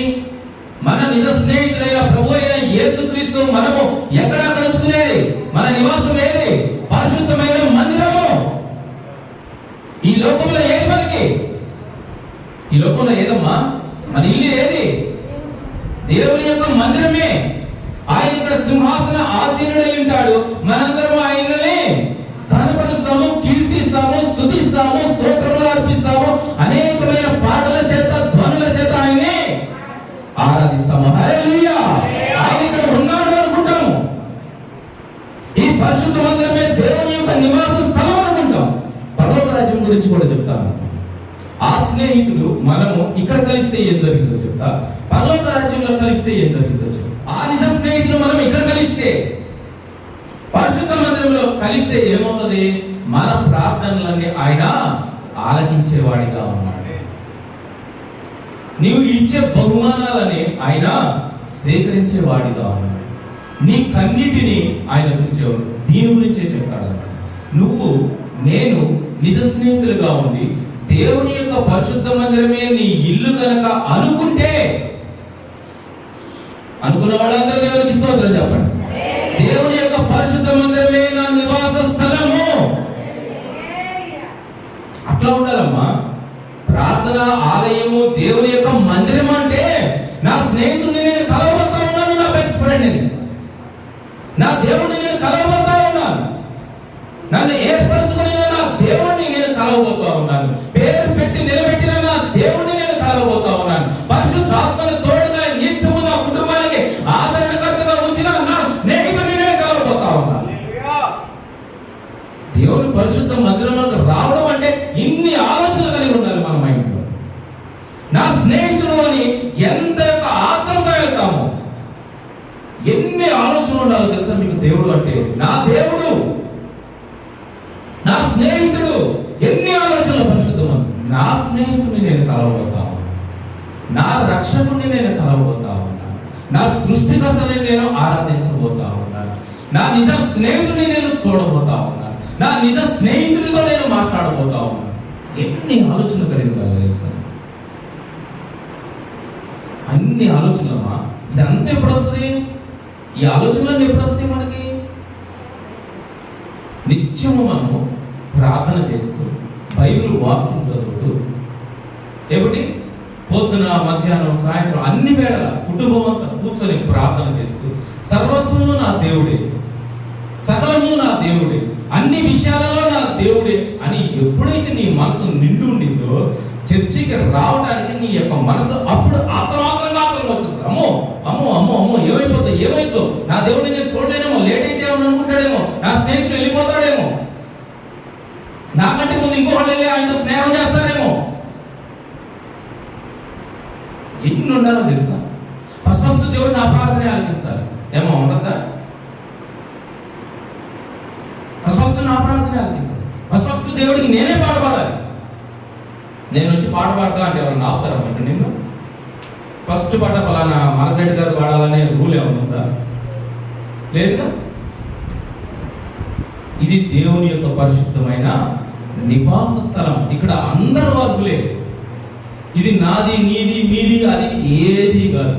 మనందరము ఇక్కడ దేవుని స్తుతించి ఆరాధించడానికి వచ్చాము. ఆయన మన నిజ స్నేహితుడు. మన మనసును మాత్రమే ఆయన తెలిగిన దేవుడు.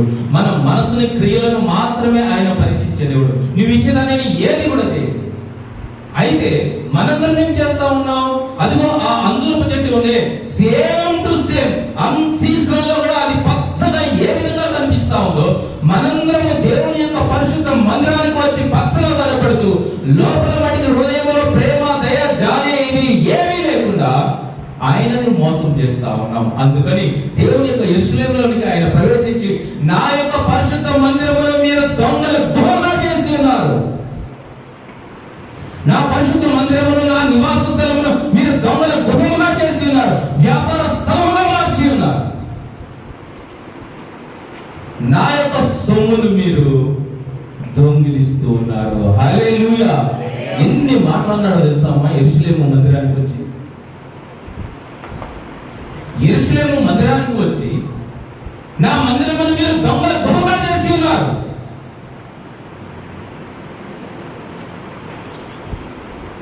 వ్యాపార స్థలముగా మార్చేశారు, నా యొక్క సొమ్మును మీరు దొంగిలిస్తూ ఉన్నారు. దొంగలందరూ దేవునికి స్తోత్రం చెప్పండి. దొంగలందరూ దేవునికి స్తోత్రం చెప్పండి అమ్మా. దేవుని యొక్క సొమ్ముని దొంగతనం చేస్తున్న వాళ్ళందరూ దేవునికి స్తోత్రం చెప్పండి. దేవుడు మీకంటూ ఇస్తున్న యొక్క భాగాన్ని తీసుకొచ్చి దేవుని పరిశుద్ధ బలిపీఠం దగ్గర మీరు మోకరించి ప్రార్థించి మీరు పెట్టలేని వాళ్ళందరూ మీరందరూ దొంగలే. ఇప్పుడు చెప్పండి, దొంగలందరూ దేవునికి స్తోత్రం చెప్పండి. మళ్ళీ చేసుకోండి కదా. మీరు పెడుతున్నారమ్మా, మీరు చేస్తున్నారు. నేను తెలుగులో చక్కగా చెప్పిన అర్థం. మీ భాగము ఇది దేవునిది అంటూ మీకు కొంత నిర్ణయించాడు. అది తీసుకొచ్చి దేవుని పరిశుద్ధ మందిరంలో మీరు పెట్టకపోతే మీరు ఖచ్చితంగా దొంగలే. నేనే చెప్తున్నా, మీరు అందరూ దొంగలే, దోపిడీ దొంగలు. నా పరిశుద్ధ మందిరాన్ని మీరు దొంగగా మార్చేశారు. బాప్తిజం తీసుకున్నానండి.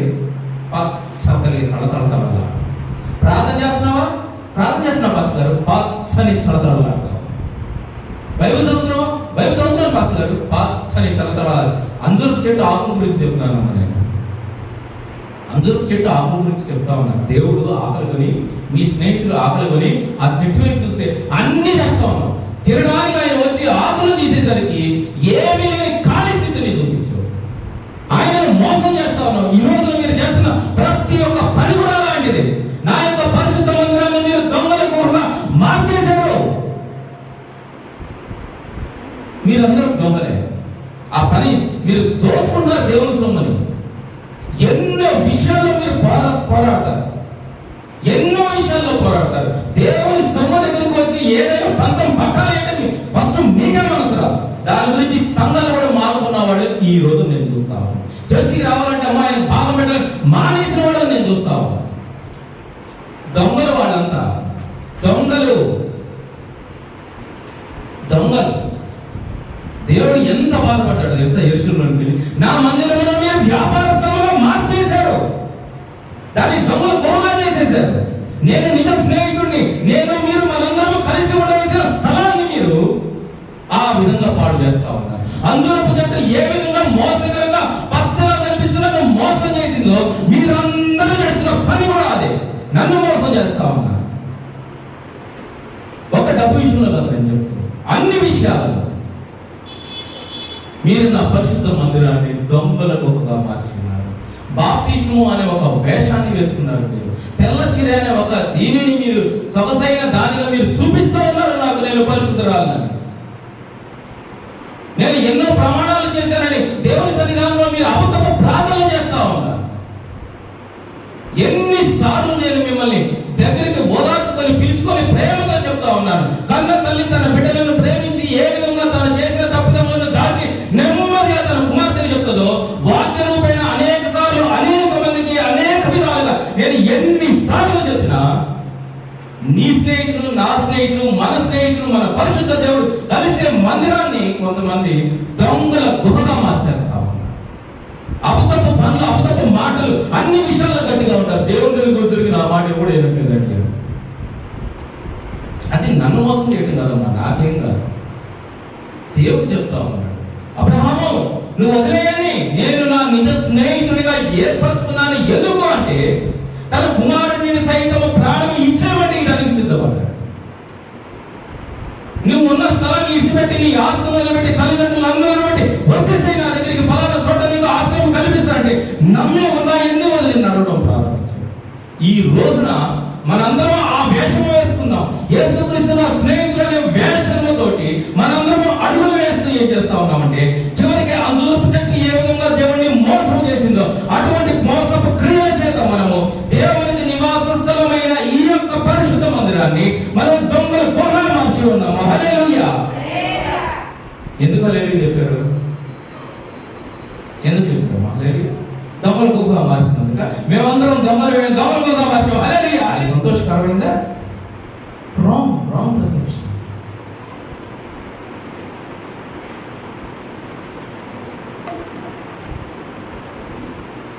దేవుని దగ్గర పర్ఫెక్ట్నెస్. ఆయన నా నిజ స్నేహితుడు, హీస్ మై ఫ్రెండ్. ఫ్రెండ్ అని ఎవడన్నా మోసం చేస్తాడా? ప్రభు అయిన యేసుక్రీస్తు పైన మిమ్మల్ని మోసం చేస్తాడా? చెయ్యడు నీ సమస్తమును కోల్పోయి అక్కడ చెప్తా ఉన్నాడు. అన్యాయంగా వచ్చిన దాంట్లోనే వాళ్ళు మిత్రులను సంపాదించుకుంటూ ఉంటే, మీకు న్యాయంగా అన్ని నేను సమకూరుస్తా ఉండి చక్కని స్థితిలో నేను మిమ్మల్ని నిలబెడితే మీరు నన్ను ఎందుకు సంపాదించుకోలేకపోతా ఉన్నారు? ఎందుకు వేషాలు వేస్తా ఉన్నారు? ఎందుకు అబద్ధపు ప్రవచనాలు చెప్తున్నారు? ఎందుకు అబద్ధపు మాటలు చెప్తా ఉన్నారు? ఎందుకు అబద్ధపు పనులు చేస్తా ఉన్నారు? ఎందుకు దేవుని సన్నిధానంలో మీరు పచ్చగా కలకలాడుతూ కనిపిస్తూ నన్ను మోసం చేస్తా ఉన్నారు? ఎందుకు దేవుని పరిశుద్ధ మందిరాన్ని దొంగల గొడవగా మారుస్తా ఉన్నారు? ఎందుకు వ్యాపార స్థలములుగా మీరు మారుస్తా ఉన్నారు? ఎందుకు ఈ యొక్క చుట్టుపక్కల అన్ని యొక్క దాని యొక్క స్థితిగతులను అన్నిటిని మీరు దేవుని మందిరముకు అవమానకరంగా ఉండేట్లు ఎందుకు మీ నడవడికలు ఉంటున్నారు? వీటన్నిటిని బట్టి దేవుడు ఆలోచిస్తా ఉన్నాడు. నిజంగా వీడితో అసలు నేను ఫ్రెండ్షిప్ చేయొచ్చా అని దేవుడు అనుమానం పడతా ఉన్నాడు. అబ్రహాము నా నిజ స్నేహితుడు. ఫ్రెండ్ అంటే దేవుడికి అట్లా చేసి ఇట్లా చేసి వేయడం కాదమ్మా. దేవుడితో ఫ్రెండ్షిప్ అంటే మాటలు కాదు. అబ్రహామును పరీక్షిస్తున్నాడు. నీ పిల్లల్నిచ్చి నాకు అంటున్నాడు, ఇచ్చేయడానికి రెడీ అయిపోయాడు. నీ ఆస్తిని ఇచ్చానంటున్నాడు. నీ ఆస్తిని ఇచ్చేసి వదిలిపెట్టి వచ్చేసి నేను నీ ఫ్రెండ్ని ఉన్నా, నువ్వు నా సన్నిధానంలోకి రావాలంటే అసలు ఆ ఇల్లు వద్దు ఏమొద్దు, నువ్వు వచ్చేసి అంటాడు. ఏమంటావు వెంటనే? అమ్మా వెరీ గుడ్, మంచి మనసు కాబట్టి అట్లా మీదేదైనా కోల్పోండి అని దేవుడు మీకు చెప్తే మీరు రెడీగా ఉన్నారా? సరే, ఊరికి ఎగ్జాంపుల్ చెప్తాం, మీ అందరికి అర్థమయ్యే ఒక ఎగ్జాంపుల్. దేవుడు నన్ను ప్రతి ఇంటికి వెళ్ళి ఆశీర్వదించి వాళ్ళని దీవించి ఫలప్రదంగా ఉండినట్లు వాళ్ళని దీవించి రానాయన నేను చేస్తాను అన్నాడు. అందరూ మంచి మంచి కోళ్ళు, వేటలు, రొయ్యలు, చేపలు రకరకాలు. అట్లాగే ఈసారి మాట్లాడతా, ప్రతి ఇంటికి వెళ్ళి ఒక శాపం శిపించిరా అన్నాడు అనుకోండి. ప్రతి ఇంటికి వెళ్ళి ఇంట్లో ఒకరిని శపించొచ్చి అన్నాడు అనుకోండి, మీరు నాకు పెడతారా? అసలు భోజనం చేస్తారమ్మా? దేవుడి దగ్గర నుంచి ఏం చేస్తాం మనం? నాకే కావాలి, మనం ఎంత దొంగలో చూడండి అమ్మా, మనం ఎంత దొంగలో ఇక్కడే అర్థమైపోవాలి. దేవుడు మనకు అన్ని ఇవ్వాలి.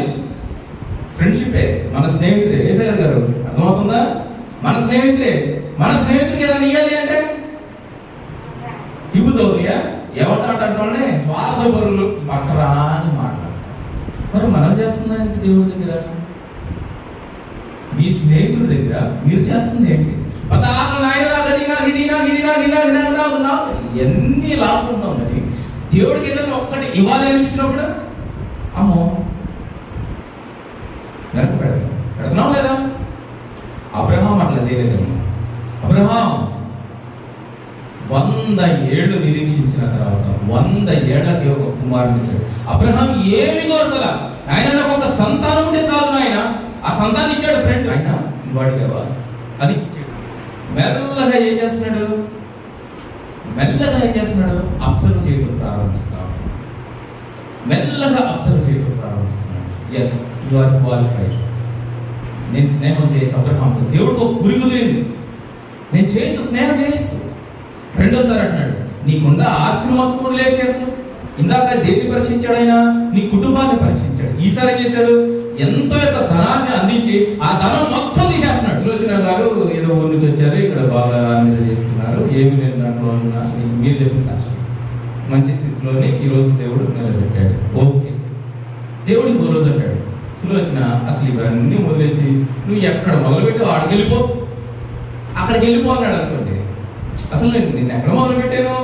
ఆయన ఏమి లేని అట్టడు స్థితిలో నుంచి నన్ను లేవనెత్తావు నాయన, నువ్వు గొప్పడు నాయన, సూపర్ నాయన, నా దేవుడు అంటున్నాడు లేడు, ఆడలేడు, ఈడు లేడు, ఎవడు లేడు, ఓన్లీ నా దేవుడే అన్నావు. మళ్ళీ ఒకరోజు దేవుడు నిన్ను ఆలోచించి, సులోచన ఇదన్నీ కాదు కానీ నీ పిల్లల్ని వీళ్ళందరూ పెట్టి అసలు నువ్వు ఎక్కడికి వెళ్ళావు, ఏ ఫస్ట్ పరిస్థితిలో ఉన్నావు అక్కడికి వెళ్ళు, రోజు కూలి పని చేసి బతుకు అన్నాడు అనుకోండి. మనం యాక్సెప్ట్ చేస్తావా? దేవుడు లేడు, గీవుడు లేడు, అదే ఫస్ట్ డే అదే కదా వచ్చేది. అసలు మాటకి మాట ఎందుకంటే మన కసి అంత హృదయం అంతా దేవునితో నిండి దేవుడు అది పరీక్షిస్తున్నాడు. అతను అబ్రహాం నీదంతా వదిలేసి నేను చెప్పు స్థలంలో నేను చూసుకుంటాను నీ పిల్లల్ని. అబ్రహాంని నా నిజ స్నేహితులని దేవుడు పిలిచాడు అంటే ఇవన్నీ చేశాడమ్మా. ఇందాక స్నేహితులు వాళ్ళని చేతులు అందరూ ఎత్తారు. దేవుడు మాకు స్నేహితులు కావాలి, మాకు స్నేహితులు కావాలి, మాకు స్నేహితులు. ఇప్పుడు చెప్పండి, దేవుడు మాకు స్నేహితులు కావాలన్న వాళ్ళంతా దేవుడికి స్తోత్రం చెప్పండి. మీరు అక్కడే ఆగిపోతారమ్మా. టాబ్లెట్ వేసుకున్నప్పుడు అది గొంతు దిగి లోపల దిగి అది పని చేయాలి. గొంతులో పెట్టుకుంటే పని చేసిద్దా? జ్వరం వచ్చిందమ్మా, జ్వరం వచ్చినప్పుడు మనం ఏం చేస్తాం? టాబ్లెట్ తీసుకుంటాం, గొంతులో వేసుకుంటాం, వాటర్ పోసుకుంటాం, వెంటనే తగ్గిపోద్దా? 5-6 నిమిషాలు టైం అయింది. దేవుడి క్రియలు కూడా అంతే ఉంటాయమ్మా. టాబ్లెట్ ఎట్లుండింది? తీయ ఉండిద్దా? ఎట్లుండింది? ఆ చేదు పడాలి. నీలో కూడా దేవుడు కొన్ని అద్భుత కార్యాలు పడాలి అంటే ఆ చేదు గొంతు తగలాలమ్మా నాలుగుకి. అదే జరిగింది అబ్రహాంకి. ఫస్ట్ ఒక టాబ్లెట్ వేసాడు, చేదుగా ఉంది, అయినా మీద గుడుక్కుని నీళ్ళు తాగాడు. పిల్లడు చక్కగా వచ్చాడు. ఆస్తి అంతా పోతుంది, చేదుగా ఉండింది నాలుగుకి. ఆ మాట గొంతులు వేసాడు, వాటర్ వేసాడు, అయినా పర్లేదు. మా వాడు చూసుకుంటాడు, నా స్నేహితుడు చూసుకుంటాడు, మింగాడు. చక్కటి యొక్క ఆస్తి వచ్చాడు. ఈ రోజున దేవుడు నీ పట్ల నా పట్ల చేస్తుంది కూడా అదే.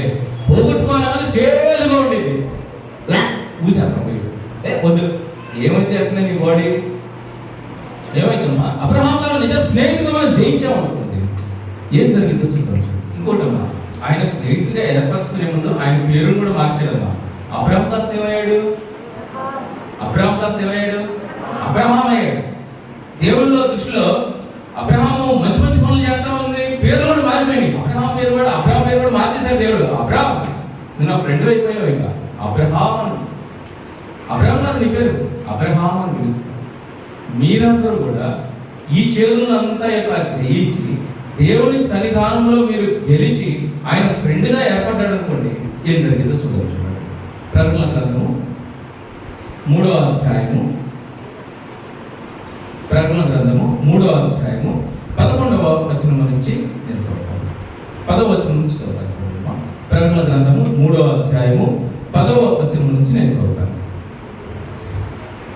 నీవు నా ఓర్పు విషయమైన వాక్యమును, ఏ విషయమా? ఓర్పు విషయమైన వాక్యమును కైకొంటివి కనుక భూనివాసులను శోధించుటకు లోకమంతటి మీదకి రాబో శోధన కాలములలో నేను నిన్ను కాపాడేదను. హల్లెలూయా, హల్లెలూయా, హల్లెలూయా. భూలోకము మీద అంతటికి రాబో శోధనలలో ఎప్పుడు నీవు నా వాక్యము విన్నావు కనుక, వాక్యం అంటే మన నిజ స్నేహితులైన ప్రభు అయిన యేసుక్రీస్తు చెప్పిన యొక్క వాక్యాన్ని మనందరం కైకొన్నాము కనుక ఈ భూలోకము మీదకి అంతటికి వస్తున్న యొక్క శోధనలో నుంచి నేను నిన్ను తప్పించలను. నమ్మిన వాళ్ళందరూ దేవునికి స్తోత్రం చెప్పాలి. దాని తర్వాత ఏమవుతుందో చూద్దాం. నేను త్వరగా వచ్చుచూ ఉన్నాను, ఎవడును నీ కిరీటమును అపహరింపకుండునట్లు నీకు కలిగిన దానిని గట్టిగా పట్టుకొనుము. ఏం కలిగిన దానిని అమ్మా? ఎవరైతే నువ్వు నా నిజ స్నేహితులు అని ఒక నమ్మకం కలిగి ఆయన మార్గములో, ఆయన సత్యములో, ఆయన జీవములో బ్రతుకుతూ ఉన్నావో, ఆ విశ్వాసము ద్వారా, ఆ నమ్మకం ద్వారా కలిగిన దానిని గట్టిగా పట్టుకోనుకో. ప్రభు అయిన యేసుక్రీస్తుని గట్టిగా పట్టుకో. అలా పట్టుకుంటే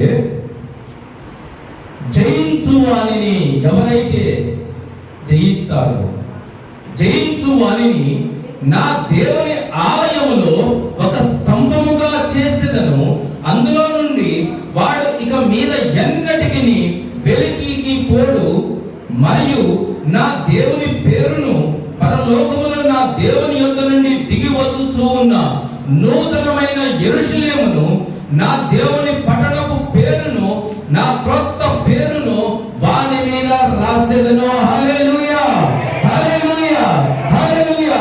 సంఘములతో ఆత్మ చెప్పుచున్న మాట చెవుల గలవాడు వినును గాక. ఆమేన్. ఆమేన్ అంటే మీ అందరికి వినపడింది అని అర్థం అమ్మా. ఏమా ఇక్కడ ఉద్దేశం? ఆమేన్ అంటే సంఘములతో ఆత్మ చెప్పుచున్న మాట చెవుల గలవాడు వినును గాక. వినపడిందమ్మా ఈరోజు చెప్పిన వాక్యం అంతా? నేను వాక్యం ఈరోజు నేను చెప్పిన వాక్యం అంతా వినపడిందా? వినును గాక అని అందరూ ఏమన్నారు? ఏమన్నారు? పచ్చగా అందురపు చెట్టు వలె పెడపెళ్ళాడిపోయారు. వచ్చే ఆదివారం ఏమైంది? మళ్ళీ దోతలు వచ్చి ఎదుగుతాయి. ఖచ్చితంగా వెతికిన తర్వాత నీ క్రియ, నీ వేషం, ఈ దొంగ నాటకాలు, ఈ దొంగ పనులు, ఈ యొక్క అచంచలమైన దేవుని దగ్గర మీరు మోసకరమైన ఇవన్నీ చేశారనుకోండి, అంజూరపు చెట్టుని ఏ విధంగా దేవుడు శపించాడో అదే శాపం. అందుకే ఆయన లాస్ట్లో ఉంది, ఆత్మ చెప్పుచున్న మాట చెవులు గలవాడు వినునా కాక. జయించువానికి పేరులో ఇక్కడ కాదు పేరు మారుస్తుంది, నేను అక్కడ కూడా ఏం చేస్తాను, ఒక కొత్త పేరు రాపిస్తాను అబ్రహాముకి చేసినట్టు. నాకు ఏ వద్దు పాస్టర్ గారు, గుంటూరులో ఒక మంచి ఇల్లు కట్టుకుంటే చాలు, దాని మీద మా పేరు ఉంటే చాలు అనుకున్న వాళ్ళందరినీ దేవుడు ఏం తెలుసా, నువ్వు పెద్ద గజ దొంగ. దొంగవు కాదు, గజ దొంగ, మోసకారివి నువ్వు. అంజూరపు చెట్టు మోసం చేసినట్టు నన్ను మోసం చేసావు. నీ స్నేహితులని పిలిపించి చల్లి చేయించుకొని ఈ విధంగా నువ్వు ఆశ కల్పించి అంత దొంగతనా పనులే చేసావు. ఏం చేస్తాడు దొంగని? అన్నిటినీ క్షమిస్తాడు రమా, అన్నిటినీ క్షమిస్తాడు ఆయన, క్షమించడు. బట్ మోసాన్ని క్షమించాడు. వ్యభిచారం చేసిన స్త్రీని క్షమించాడు. అదే అంతకుముందు చెప్పింది, ఎన్ని తప్పులు చేసినా నేను క్షమిస్తాడు. కానీ ఇదిగో నేను తండ్రి అని నువ్వు మోకరించి దేవుడు వాడేసుకొని నీ స్నేహితుడిని మోసం చేసేవా, మధ్య స్నేహితుడిగా నువ్వు నన్ను ఆహ్వానించావు, ప్రమాణం చేసావు, పిలిచావు, నీ ఇంట రప్పించావు, నీ ఇంట్లో స్థానాన్ని కల్పించావు. బట్ పక్కనే ఉండి వెన్నుపోటు పొడిచావు. నన్ను నమ్మించి నమ్మించి నమ్మించి నీవు స్నేహితుడిని మోసం చేశావు. అప్పుడు క్షమించు, మోసాన్ని క్షమించలేదు. అమాయకత్వాన్ని, తప్పుల్ని, నీకు తెలియని యొక్క తప్పు దేన్నైనా క్షమిస్తాడు. కానీ అన్ని తెలిసిన తరువాత కూడా నువ్వు మోసం చేసావంటే, అందుకే అంటున్నాడు, ఆత్మ చెప్పుచున్న మాట చెవులు గలవాడు వినును కాక. నీకు చెవులు ఉన్నాయి, ఆత్మ వాక్యాన్ని ఆయన చెప్పాడు నీకు, ఇంకా కూడా నువ్వు చెవిటిదానిలాగా మళ్ళీ మోసం చేయడం ప్రారంభించావు అనుకో, ఎన్నటికీ కూడా నీ ఇంట క్షమాపణ అనేది ఉండనే ఉంటుంది. దేవుడు తన చిన్ని వాక్యాన్ని ఆశీర్వదించి మీ హృదయంలో భద్రపరిచి దానికి అనుగుణంగా మీరందరూ నడుచుకుంటారు గాక.